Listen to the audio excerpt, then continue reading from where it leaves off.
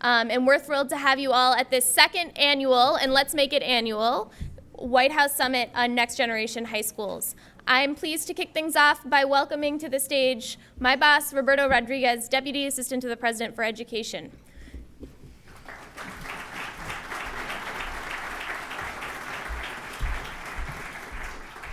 Thank you, Catherine. Good morning, everyone.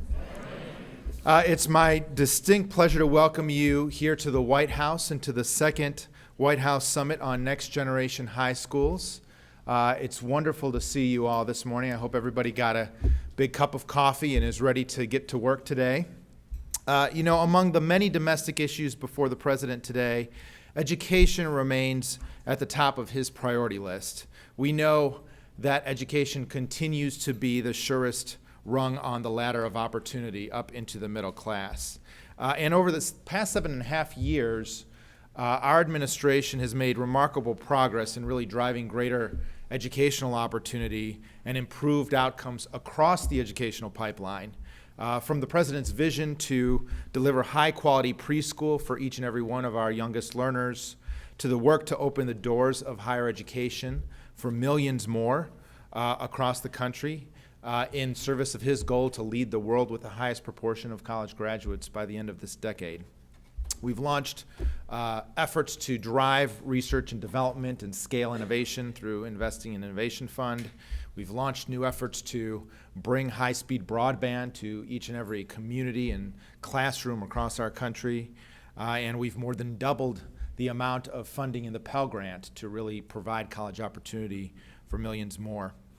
Today also marks the final year of our administration's education bus tour, which I'm sure you'll hear from shortly from our Secretary of Education, John King, to highlight these and other investments. And now we're gathered here again to focus on the imperative of next generation high schools. Last November, we gathered here with our philanthropic, nonprofit, and other partners to celebrate the need for a different and more focused approach to supporting the learning of America's high school students. It was a great day. It galvanized over $375 million in commitments to next generation high schools across the country. And today we celebrate again that commitment and also the renewed focus that we know we need on teaching and learning for our young people, and in really reshaping and supporting a deeper experience around learning in our young people's lives. We know that we need a new set of experiences to make sure that our students have the knowledge, the skills, and the preparation that they'll need to be successful in today's economy and in their communities. We know that we need greater opportunities to link their learning to college and career more actively in more tangible ways, a deeper understanding of the competencies and the skills and the knowledge that will drive them to be strong communicators and collaborators and problem solvers and innovators in today's economy. We know we need a greater focus on personalized learning to support our students' interests, to meet them where they are in their learning and development and help them get ahead. We know we need a renewed focus on the social and emotional foundations alongside the cognitive foundation for learning for our students, and we're learning more and more about the brain science there each and every day, and that's helping to shape new solutions and strategies to help our students succeed. And we know we need to do more to really challenge and redesign the notion of moves away from the traditional notion of seat time to support mastery and focus instead on the knowledge that we know our students need to help move them ahead.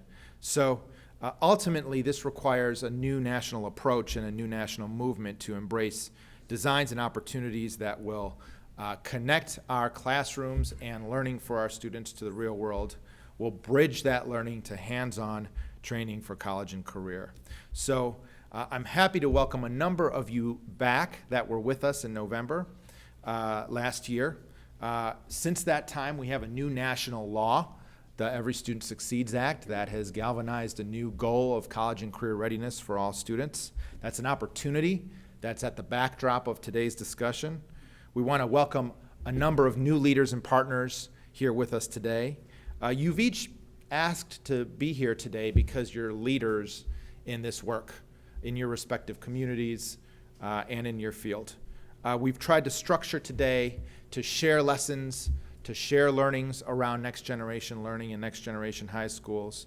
And ultimately our goal here is, and this work is about democratizing the solutions and strategies that we'll discuss today, so that those are available not just to some or a few students, but really available to all students. Before we begin, I'd like to extend a thank you, in particular a special thanks to a number of individuals who were instrumental in hosting today's event and in organizing today's event. In particular, our tremendous hosts Mario Cardona and Catherine Galogli on my team. Secretary King, thank you, and Undersecretary Mitchell and the entire team at the Department of Education for their continued leadership on this work. My colleagues Tom Khalil, Megan Smith, Kumar Garg, and others in the Office of Science and Technology Policy here at the White House have been tremendous colleagues and partners in this work. Joan Farini Mundi, who you'll hear from shortly at NSF, and her team for continuing to drive this work forward.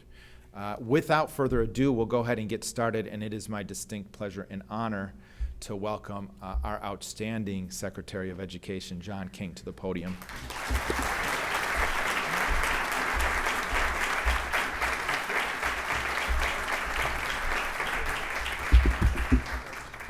Morning, everybody. It is good to be here with all of you. Thank you, Roberto, for the warm introduction. Thank you to our White House colleagues for hosting us today and for your continuing partnership in this work. I want to especially recognize Tony Evers, who chairs the Council of Chief State School Officers, and Chris Minnick from CCSSO. I want to thank them for being here, because we need a leadership environment that supports innovation, and they are both committed to that innovation in service of equity. And so I want to especially appreciate their leadership and their presence. Thank you all for being here. Our local and state leaders, our school leaders and teachers, our parents and students who are in the room. This is an important moment to celebrate progress that we've made over the last 8 years, and also to think together about the work ahead. As Roberto mentioned, today also kicks off our bus tour, 6 states, 11 cities and towns over the next 5 days. So after this, I head back over to the department to kick off the tour and then board a big yellow bus that's going to take us through those states across the South. And throughout that trip, what we're going to try to highlight, again, are the achievements and the work ahead. We're going to celebrate the fact that we have the highest graduation rate we've ever had as a country at 82% because of work that folks in this room and educators and families across the country are doing. We're going to celebrate the fact that we have 1 million more African American and Latino students in college today than when the president began. That's right.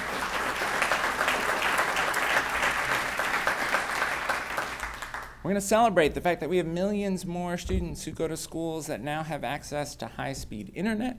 We're going to celebrate the fact that there are thousands upon thousands more students getting access to high-quality early learning because of investments that this administration has made. And as we do that, we are going to celebrate the progress we've made towards the president's commitment in 2013 to rethink high school, and the work that all of you have been doing to create next-generation high schools that not only prepare students to get a high school diploma, but truly prepare them for success in college, careers, and life. Many of you are critical to our national effort to ensure we have the workforce we need in the STEM fields. But too often, I think we boil down our work in education innovation to being STEM work. Yes, it is STEM work, but ultimately preparing all students for success is about more than English and math. It is about more than STEM. It is about helping every student find their passion, the thing that engages them, the thing that excites them about learning. It is about helping every student build strong relationships and connections with adults in their school and in their community. And it is about giving students the opportunity to have a vision for their own personal future. And that's about English and math, it's about science, it's about computer science, but it's also about the arts. It's also about career and technical education. It is also about social studies. I think of my experience teaching high school.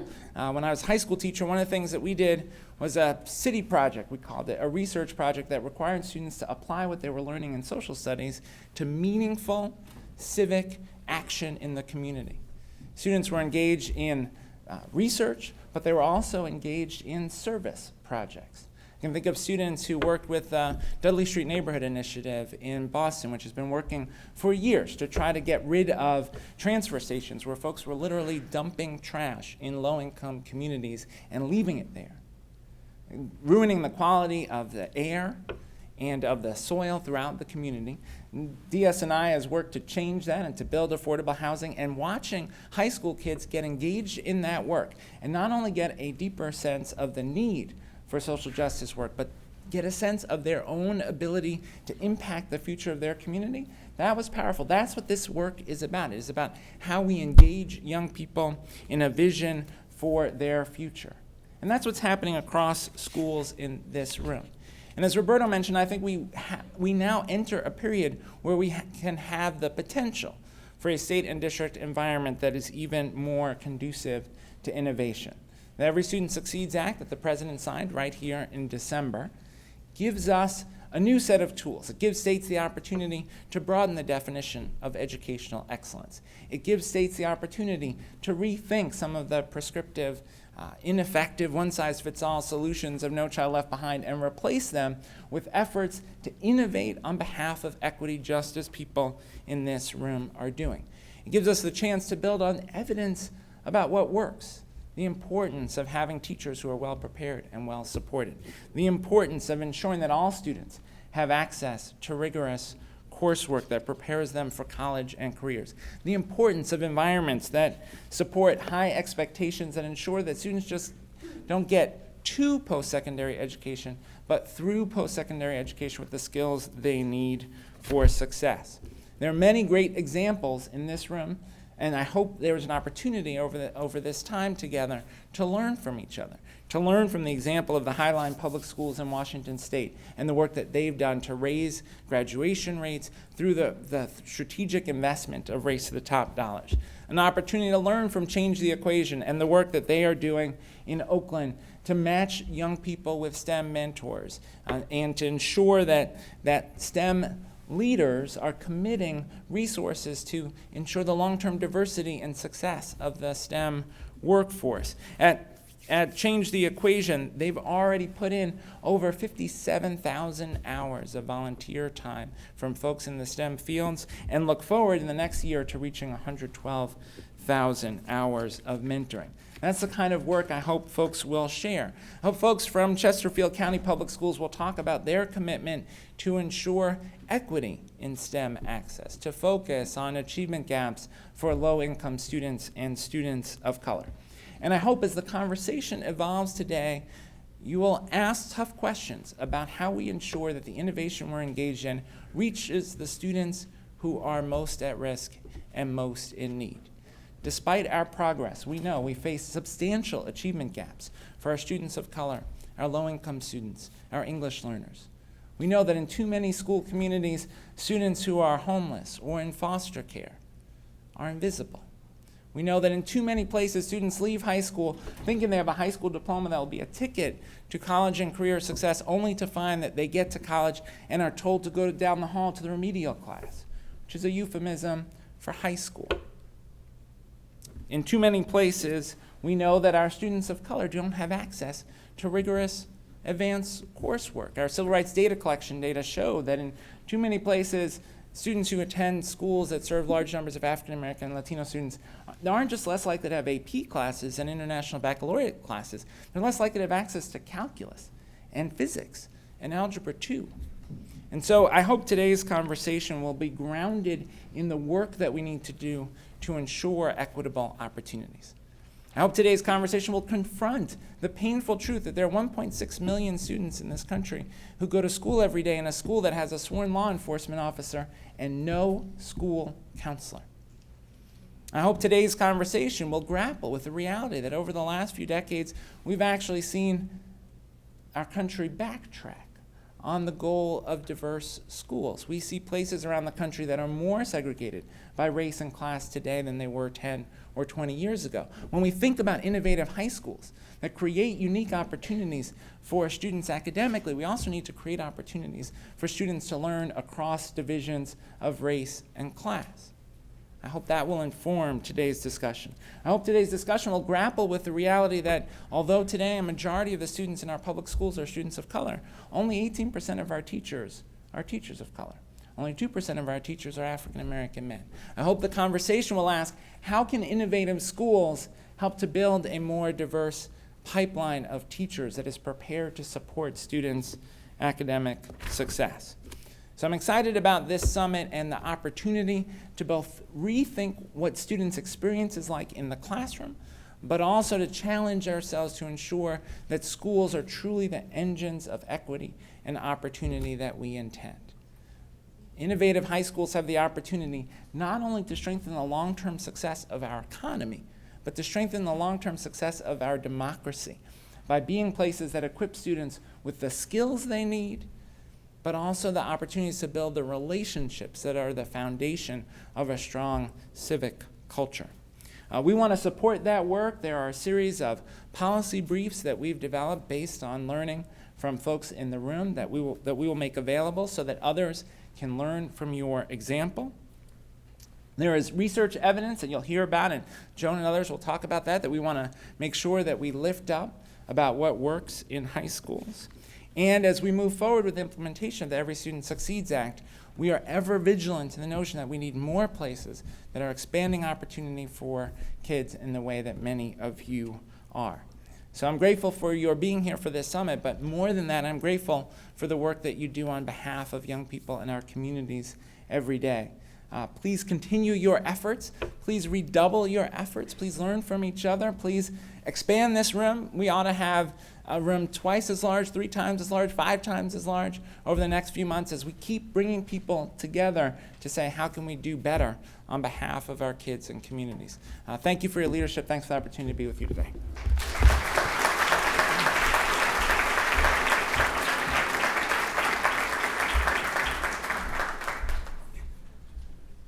As Roberto mentioned earlier, the National Science Foundation has been such a critical partner to us in this next generation high school work.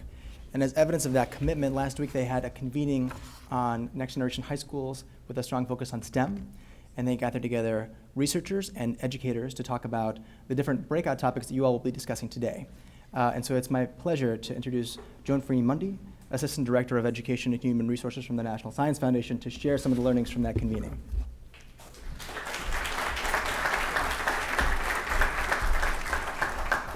Good morning, everyone. It's terrific to be a part of this exciting event, this second White House Summit on Next Generation High Schools. And I'd like to offer my thanks as well to the White House, to Roberto, to Secretary King, OSDP staff, and most of all to you in the audience who are convening here to continue to advance what is a most critical conversation for our nation. As you may know, each year the National Science Foundation invests approximately $1.3 billion in education efforts. And indeed, many of these are focused on STEM, but I'm struck by Secretary King's remarks that we also need to think about how the NSF investment reaches beyond simply preparing the next STEM workforce. It reaches beyond that in many ways, in part because it offers new ways of better understanding equity and opportunity for all students, and for enabling people to have choices for career options and for fulfillment in daily life and society.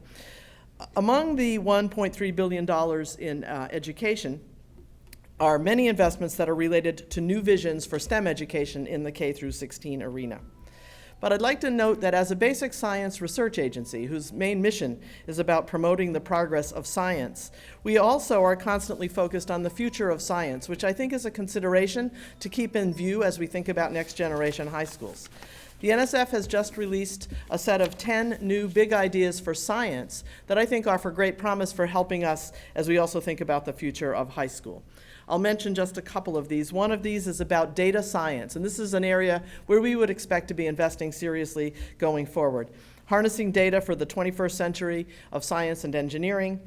The idea being to generate a worldwide data-enabled future for the United States through fundamental research and education in data science. So one can imagine the implications this may have for secondary education, both for STEM and for improving learning more generally.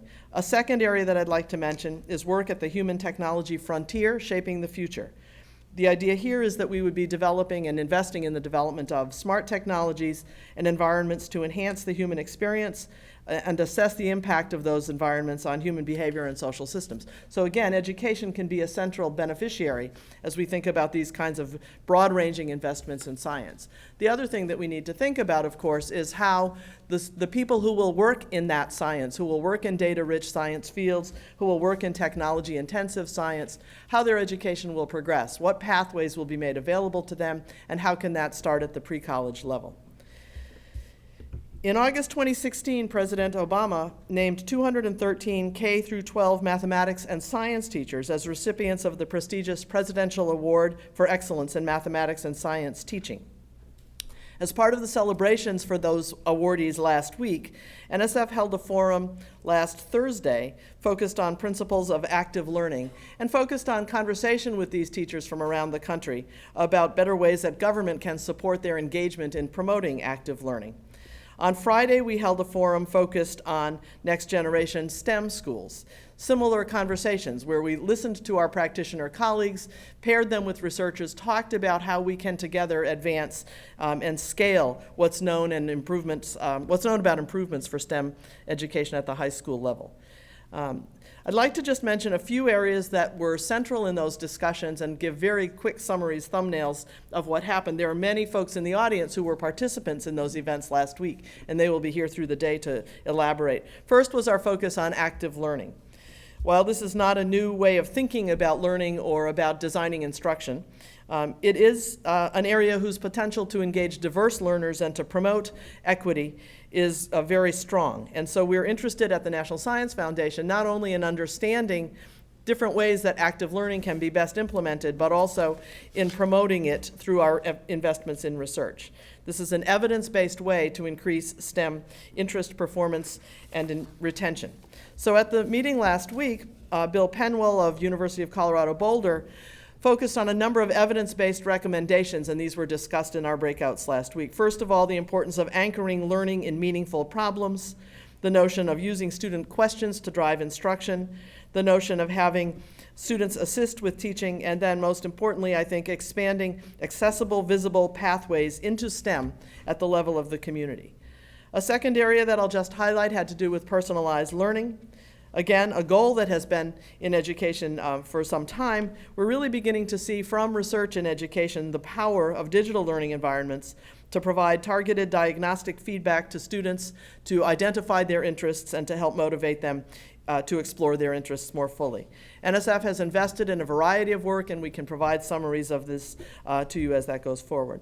Third area that had some attention last week, maker spaces and fab labs, fabrication labs. We've been pleased to be investing with our partners across government in these areas to understand their potential, these out-of-school learning opportunities, to understand their potential for teaching us about how to engage students, support rigorous STEM learning, and prepare students for a variety of pathways. The focus on rigorous coursework continues. How do we create opportunity to learn that is equitable across the schools of our nation? And one very interesting focus on that through our meetings last week had to do with the notion of inclusive STEM high schools, the work of Sharon Lynch and Barbara Means and others, where the findings are beginning to show great promise for the improvement of STEM schools in general. The notion that immersing students in STEM over 4 years truly can lead to success and more career opportunity and more choices, and the notion that students' goals and self-perceptions and identities can shift because of that kind of immersion are very promising sorts of findings. We're investing in work on socio-emotional learning, on the measurement of that kind of learning and its relationship to STEM progress in general. And then the last thing I would like to mention is our longstanding NSF focus on the topic of broadening participation. At the active learning session, Dr. Joe Handelsman of OSTP noted that 70% of our students are not white and male. They are ethnic minorities, racial minorities, or women. We need to be reaching the students who are most left out of STEM classrooms, that other 70% inside and outside of the classrooms, and she advocated for active learning as one approach. NSF has taken a systemic approach to this notion of broadening participation with a new initiative called NSF Includes, and later this morning at 11, I'm told, our press release will go announcing the first 37 awardees in our Includes program, which is focused on improving the preparation, participation, advancement, and potential contributions of those who've been traditionally underserved in STEM. A number of these efforts that will be announced today are focused on pathways, on the K through 12 experience, on its relationship to preparation for undergraduate education and for career, and we're very excited about partnering with our colleagues across government in continuing to advance the cause of equity and democracy in STEM education. Thank you very much.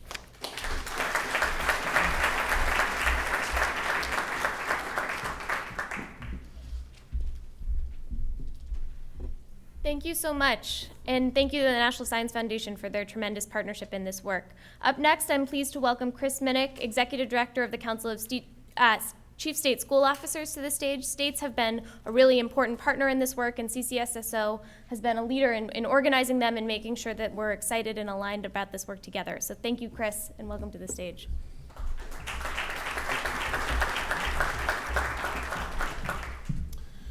Good morning. Good morning. I, about 6 years ago, was talking with my wife, and we saw online that our local high school had the opportunity to mentor students. And we didn't know what we were signing up for, but we decided to go down there and do this. We were paired with a kid, Javier, who nobody in his family had ever been to college. And he sort of was trying to figure out why we were there and what we were doing. And so we began this conversation about whether or not he wanted to go to college. And he wanted to go to college, but his parents really wanted him to go and get a job right after high school. And I will save you the 6-year story about this. But the biggest thing was this high school that he's in Virginia prepared him academically for college. But when he ended up, and we convinced his parents that it was a good idea to go to college, when he ended up in college, he didn't make it for the first 2 years. Made it through about 6 months, and he didn't have the skills to deal with failure. He didn't have the skills to deal with the deep type of academics that he was going to need to get through college. So I think while his grades were fine, his SAT scores were good enough to get into that school that he went to, he wasn't prepared for what he was going to experience. I'm excited to tell you now, 6 years after we met him, he just graduated from James Madison this past year, which is really exciting for us, other than his parents have now moved back to El Salvador, so he's living with us. So I only have a 4 and a 1-year-old, so parenting a 22-year-old is definitely a big different experience for me. But I didn't know what I was signing up for. But as an aside, if you have an opportunity to get involved in your community, in your schools with even one kid, it really gives you a good perspective on the work we're trying to do with Next Generation High Schools. At the Council of Chief State School Officers, we're really honored to be partnering at the White House. Thank you, Roberto, and Secretary King for the opportunity to do this work. I see many of our members here in the audience today, and we're excited about the work we're doing to advance this conversation. We also have our Innovation Lab Network, which is a group of 10 states that is working together, and it's led by Jenny Poon, who is, where's Jenny? She was just standing over here. Oh, there, she's in the back. So Jenny's leading that work for us at CCSSO, and if you have any questions about what we're doing with these states in terms of state policy that can further the conversation of next generation high schools, please have a conversation with her during this summit today. So my main responsibility today is to introduce our president of our organization, Tony Evers. And I could tell you that he's a teacher and a principal and a superintendent, and he is all those things. But more importantly, for the past year, he's been focused as the president of our organization of leading an agenda of equity for the country. And it was really unique when he came in last November for him to say to us, you know what I really want to do is put equity front and center for the country and for our membership. And it hasn't been an easy conversation. We've had to deal with conversations about race, about poverty, things that our organization has not had to deal with in the past, even though we should have dealt with them. So for Tony to have the courage to put that front and center for our membership, and we are moving forward now with an agenda to close gaps across the country, I think is really admirable. So please welcome to the stage Superintendent Tony Evers.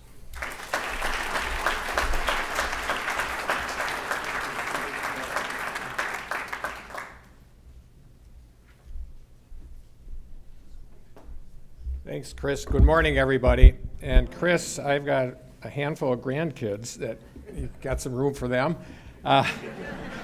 Anyway, thanks for the kind introduction and your good work as CCSSO president. It's a real honor for me to be here today, and especially around the important discussion, but most importantly for me and my chief of staff, Emily Amundsen, who is here, is having our friends and colleagues from Milwaukee Public Schools here. Darren Driver, superintendent from MPS, and her great colleagues are doing wonderful work in Milwaukee, and it's great to have them here. And Darian is someone that is absolutely committed to equity and excellence in the Milwaukee Public Schools, which is clearly the largest and most diverse school district in the state of Wisconsin.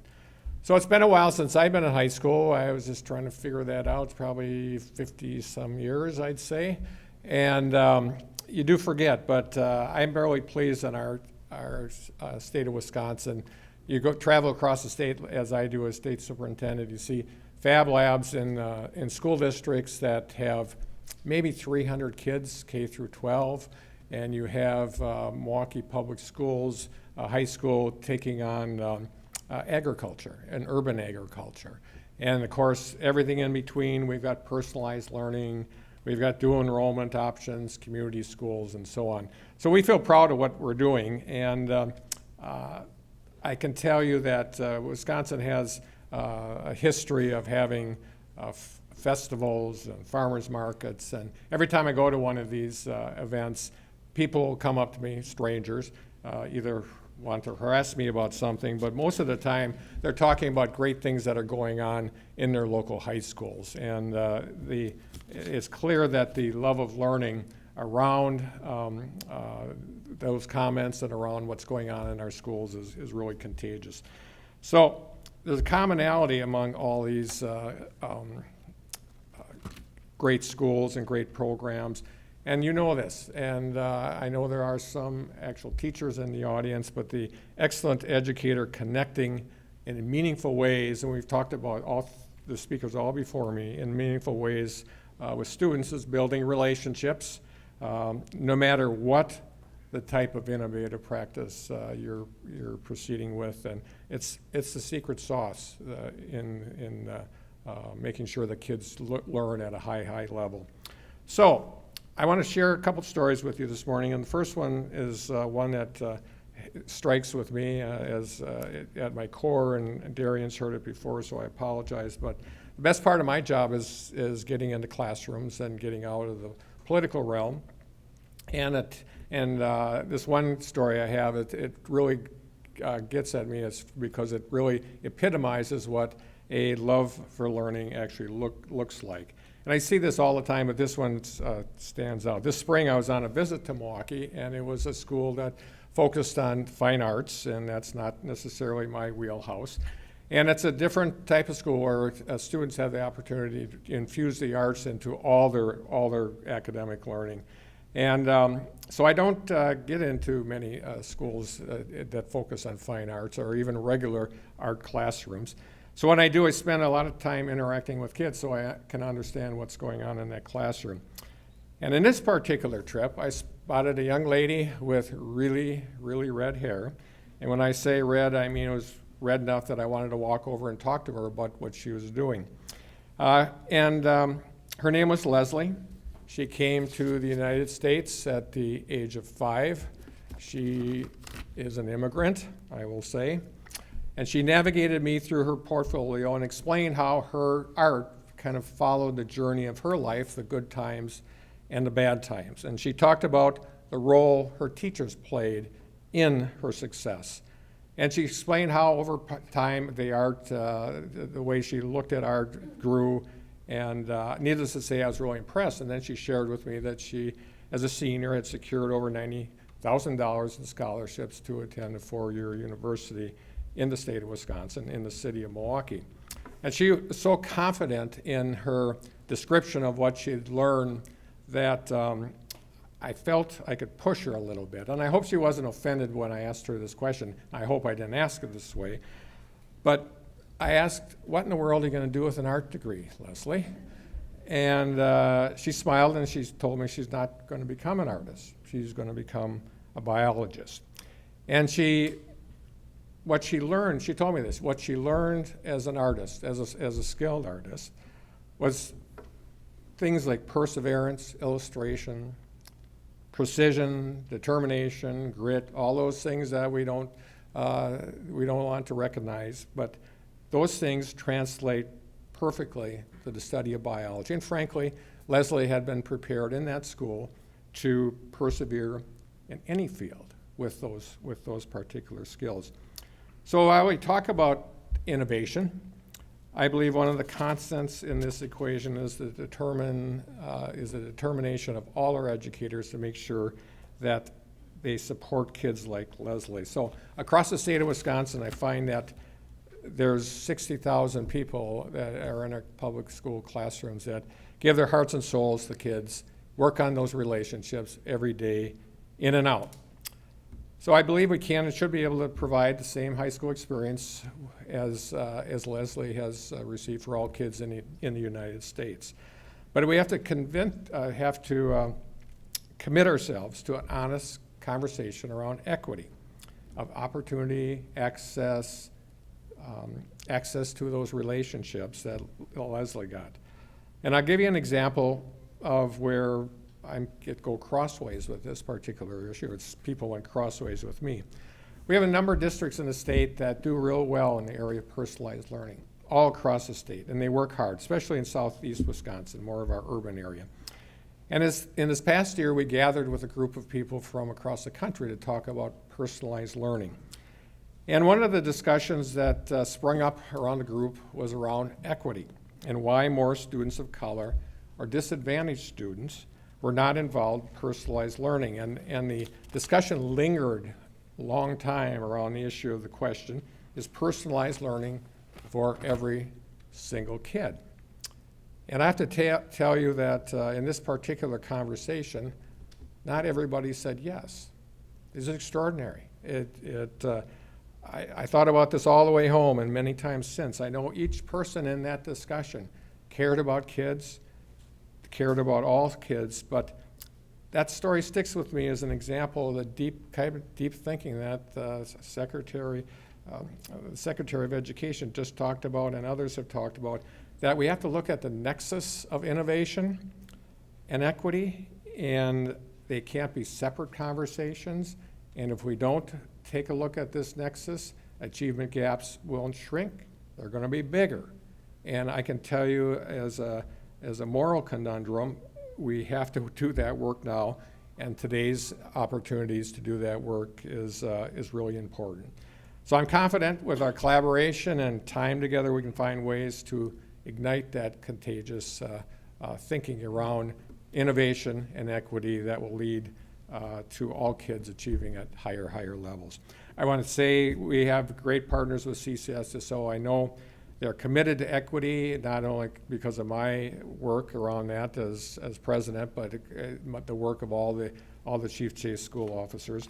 And I also kudos to CCSSO for the Innovation Lab Network that we have been part of for many years, and the work that Jenny and others have done to make sure that equity is part of that conversation.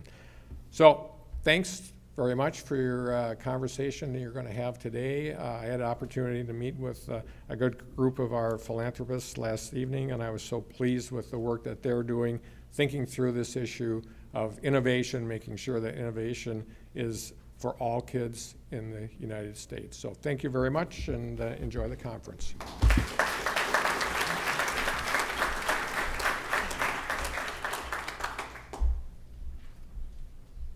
Thanks so much. And so in addition to the great work and leadership that Dr. Evers has been doing, I just want to take a moment to say thank you to the other state leaders who took the time out of their busy schedules to be here, folks from Pennsylvania and from Ohio, from New Hampshire, in addition to Wisconsin, and also Rhode Island. And just thank you so much for taking the time out of your day in the thick of back to school, which I know is very difficult. And in addition to that, the more than 25 district school leaders who are here and their teams, thank you so much for being with us. So we have the great benefit of being able to hear from a lot of you today. And so the next part of our program will be just to hear a little bit about how important this work is at a district level and for students.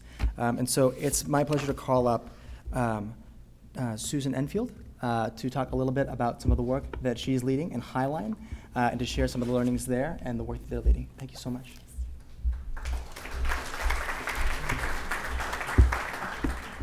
Good morning. It's an honor to be here, especially since there are so many familiar faces and people I admire in this room. I'm joined today by one of our talented, dedicated teacher leaders at our high school, our Academy for Citizenship and Empowerment, James Booten. And we work for the richly diverse student population in Highline Public Schools located just south of Seattle. And I'm starting my 5th year in Highline. And as I was thinking about today and thinking about the work that we're doing at high school, and I am a former high school teacher, I thought about my interview day when I was a finalist for this job. And one of the parts of that interview, it's really, when you're a superintendent finalist, it's really just a gauntlet. I think it's a stamina test more than anything else. So of the many, many people and things I did that day, one was to visit a group of high school students at one of our schools. And I asked these young men, what is it that the next superintendent needs to know? And hands shot up. And the first one said, they need to know that just because we don't have a lot doesn't mean we don't want to know how to be successful. Another hand shoots up. We want more advanced placement classes. Another hand shoots up. If you keep raising pay for play, I have friends who are going to drop out because sports is what keeps them coming to school. I went home and I told my husband, this is it. This is where I want to be. And I haven't looked back since. And each day it is a privilege for me to serve the students and families of Highline. I will say, though, that when I entered the district 4.5 years ago or so, it became really clear that we had not set a very high bar for our kids. And in fact, my initial kickoff with teachers, principals, I don't know if this was a stupid move or a gutsy move on my part, I actually said in my talking with people in the community and others, it's clear that there's a massive pity party happening for our kids, and we need to shut it down because pity does our kids no service. We need to raise the bar, have a high standard of excellence, and then do everything we can as the adults in the system and the community to help our kids get there. So we were able to embark on a strategic planning process that engaged not just staff, students, teachers, people in the community. And rather than really sort of land on a vision or a mission statement, which I find too often turn into mere platitudes, we developed a promise. And that promise guides everything that we do in Highline. And the promise is that every student is known by name, strength, and need, and graduates prepared for college, career, and citizenship. And that strength piece is important because we refuse to approach the work we do with our students in Highline from a deficit perspective, because that's how too many people approach them. As I said, we're a richly diverse school system. Over 100 languages are spoken, and our students come to us with myriad challenges that certainly can be barriers to their learning, but that we don't allow to be an excuse for them not learning. So we developed a strategic plan with very, very bold goals that I say are worthy of our kids. So for example, we've set a minimum 95% graduation rate. We've set a minimum 95% algebra passage rate by grade 9. We've committed to eliminating out-of-school suspensions and expulsions except when critical for staff and student safety. It's a bold plan. We're in our 4th year right now. And it really, though, has helped galvanize a lot of the work that we did. Concurrent with that strategic plan, we were also the beneficiaries of a regional Race to the Top grant, which really allowed us to propel our work significantly. One example, we now can provide the SAT for all students during the school day, and it's paid for. So that was a gatekeeper that was preventing too many of our kids from graduating prepared to go on to the college career of their choice. And we've also at the same time made a significant investment in early learning. And I don't think we do a good enough job in districts of making the connection between investing in early learning to graduation. They're directly connected. If we do not give our kids a strong start, they're not going to get across that stage with a diploma that's a ticket to the future of their choice. So when I arrived, we only had half of our kids in full-day K. We now provide tuition-free full-day K for every child who wants it, and we've invested heavily in our kindergarten, 1st, 2nd, and 3rd grade teachers, because by the time they get to James, if they don't have that foundation, they're just not going to make it, and we know that to be true. And it's paying off. So, as I said, I thought that the expectations for our kids were pretty low when I arrived. And our graduation rate was in the low to mid 60s. And it was both disheartening and shocking to me that the response I got from too many people in the community was, meh. That's the best we can do. I refuse to believe that. I just don't believe that only 6 out of 10 of our kids are capable of graduating. I just don't believe that. So we have really focused a lot at the secondary level on 3 things that we believe are leading to a graduation rate that is improving. So up until last year, we had not been out of the 60s since the state changed its graduation requirement, how they calculate that rate. We got to 70.3 last year, and preliminary results for this year that will be above 73. It's not 95, but it's also not 65. So we know that we're heading in the right direction. And people say, to what do you attribute this? And I'd say it's 3 things. Number 1, we've really transformed our approach to discipline. And if you go online and see the Seattle Times from yesterday, you can read a wildly inaccurate story about that, what that work is really like. They did not portray it in the way that I would have liked them to. But we really have made a commitment to keeping kids in school. When I arrived, the year before I arrived, over 2,100 students had been out of school, suspended, or expelled. And defiance was the number 1 reason for that. I was a high school teacher. I know how annoying that defiance can be, but guess what? We're the adults. We need to turn those moments into really teachable moments. A kid shouldn't lose the chance at a diploma because they make a bad choice. And that happens way, way too often. So last year, our out-of-school suspension rate was down to 450 from 2,100 just 4 years ago. And we are still committed to putting a student off campus when needed, but we're not going to do it for the wrong reasons anymore. So number 1, we're shifting our approach to discipline, so we're keeping kids in school. Number 2, going back to my story around hearing directly from kids, more AP classes. This is what they tell me they want. They want more science. They want more AP. They want more labs. They want more hands-on learning. So we have committed to advanced placement courses across all of our campuses, computer science across all of our high school campuses, which kids are loving. And the third prong that I think is leading us to the successes that we're having has to do with the fact that we've made a serious investment in getting kids a window into the world of work. Internships, job shadows, mentoring. So over the last 3 years, we've had over 1,000 students in internships. And it's transforming really sort of the way that they see themselves and their future, because now all of a sudden, oh, so I do need to study this if I want to do that. So giving some meaning to what they're doing in school, I think, gives them a window into a future that perhaps they hadn't seen before. And so what's next? We are in the midst of looking at 2 of our high school campuses and reimagining them for next year. And we want that to be a student, teacher-driven effort. We really want to engage our teachers and our students in what is the learning environment, what does a next generation high school look like in Highline. And we are committed to making sure that, yes, equity is at the forefront of all that we do, but I would also offer that parity has to be part of the conversation. Because we can be ensuring equity and equitable practices, but the reality is, if you, as we do in Highline, assign students to high school based on where they live, there needs to be parity of what they have access to. I can't go to bed at night if I'm assigning a child to a school that has music and advanced placement and extracurriculars and all of that richness that we want for every child, and I'm assigning another who doesn't get that by virtue of where they live. So it's not just about equity, it's about parity as well, and I think that's part of the conversation that we need to be having too.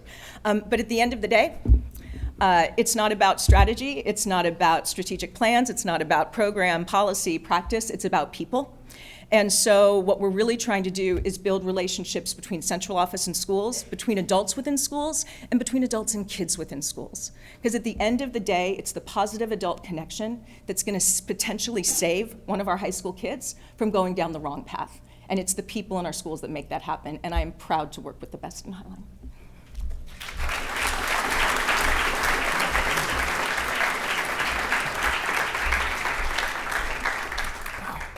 Really extraordinary work that's happening in Highline. So I would like to just take a quick moment to introduce Dr. Bernard McCune from Oakland Unified over in California. And you heard a little bit about some of the work that they're doing from Secretary King in terms of their work with Change the Equation and matching up mentors with students who are interested in STEM. Change the Equation has been a critical partner in our high school work. Mr. McCune.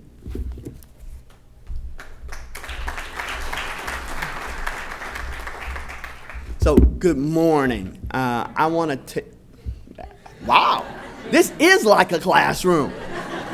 When you say good morning, you get a reply. I want to thank the Department of Education for inviting me here today. I want to tell you a little bit about what we've been doing and Oakland, California. And if you guys don't know a lot about Oakland, it is one of the three major cities in the Bay Area. The other cities being San Francisco and San Jose. And so Oakland is in the middle of those two cities. And Oakland is a place that, even though in San Francisco we have this tremendous city of finance, and then in San Jose, in Silicon Valley, you have this tremendous innovation. Oakland is a city that has everything around it that says it should succeed, yet everyone expects us to fail, except for in basketball, so we'll be back this year. And the reality that we had to look at was, how do we change that? The perception of Oakland in our community, in the Bay Area, and nationally is just that. And the best way to change perception is to actually change the reality. And so what we decided to do is probably three things when you look at education, but our high schools as a whole. Number one was to pursue excellence, as our superintendent said at a meeting we were doing with all our educators. We're gonna pursue excellence like it slapped our mother. And so to make sure that we are pursuing excellence for all students.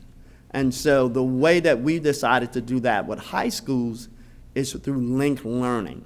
So for a number of you, linked learning is very similar to career technical education, except linked learning puts in not only career technical education, but it makes sure that the work is aligned and engaging for young people. It includes some things that were mentioned before, like internships. It includes these tremendous pathways for students. So we said that every student in our district by 2020 will be in a linked learning pathway.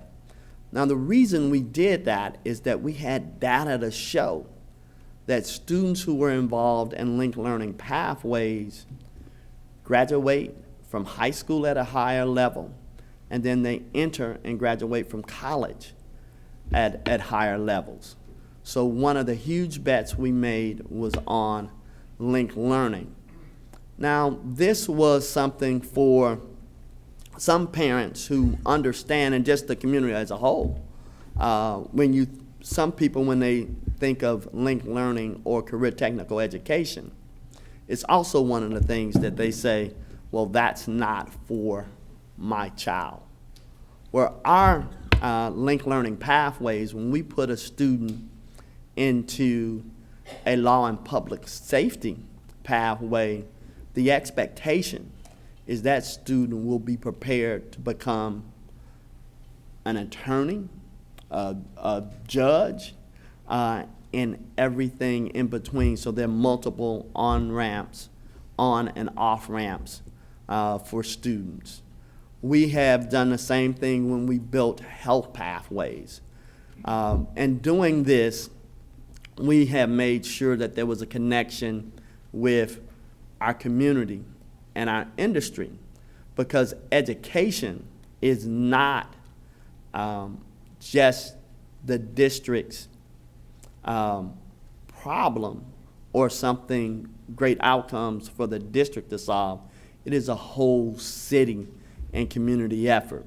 So we have engaged deeply with the city of Oakland, our chambers of commerce and industries all across the Bay Area.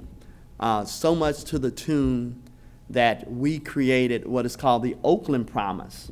And it is a cradle through college completion strategy that is a partnership between the city of Oakland, the school district, and the East Bay College Fund.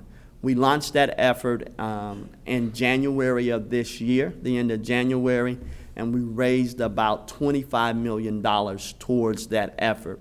And a lot of it is in scholarships for kids, but also making sure that we have strategies and tangible incentives for parents and students from birth all the way through college. And so you can find out about the Oakland Promise at a website, oaklandpromise.org.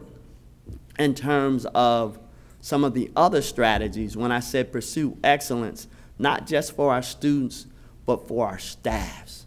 So a lot of times what school districts, we invest in students, but we don't invest in the teachers who are with them.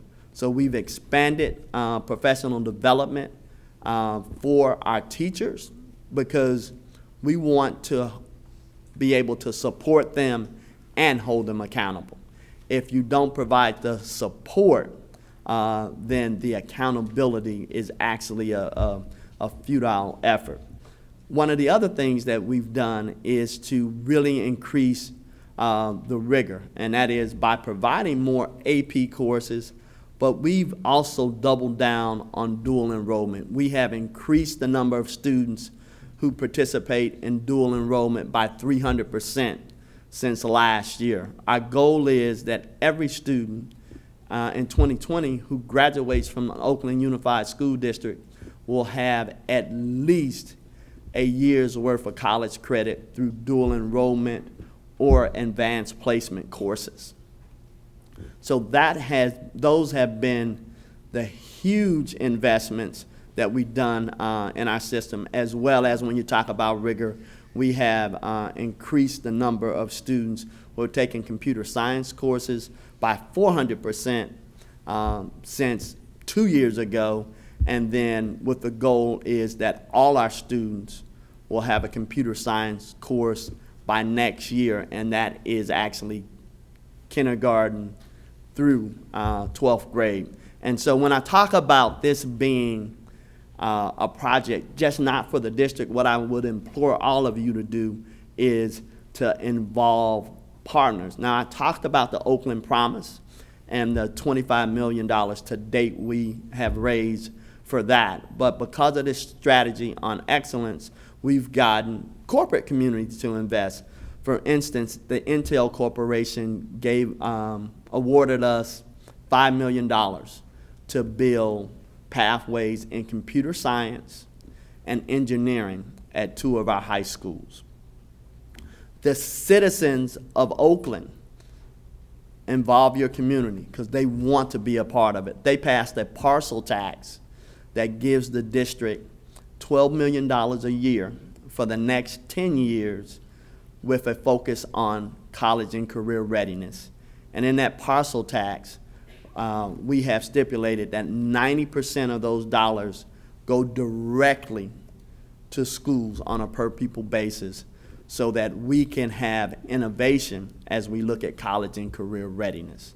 So I am so glad to be here and along with thought partners in this work as we change not only the way that high schools are looked at, but the way education is looked at in the future. Thank you.